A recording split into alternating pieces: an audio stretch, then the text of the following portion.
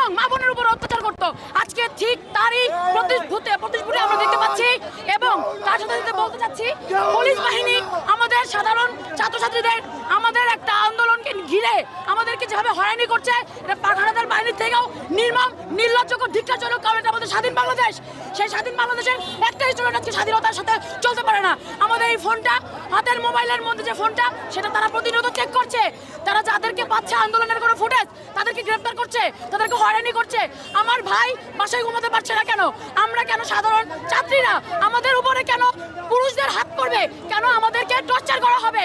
কেন আপনারা কি দেখেন নাই? এতগুলো মিডিয়া আপনারা কি দেখেন নাই? আপনারা কি সবাই অন্ধ? আপনারা কি সরকারের পাচাটা কেউ? যদি পাচাটা হয়ে থাকেন তাহলে কি আরো দরকার নেই? I am sorry to say, কারণ বাংলাদেশের সবাই এখন পাচাটা কুকুর হয়েছে এই সরকারের। ধিক্কার জানাই এই সরকারের, নিন্দা জানাই এই সরকারের, এবং এই সরকারের পতন দাবি করি আমরা সকল স্টুডেন্টরা।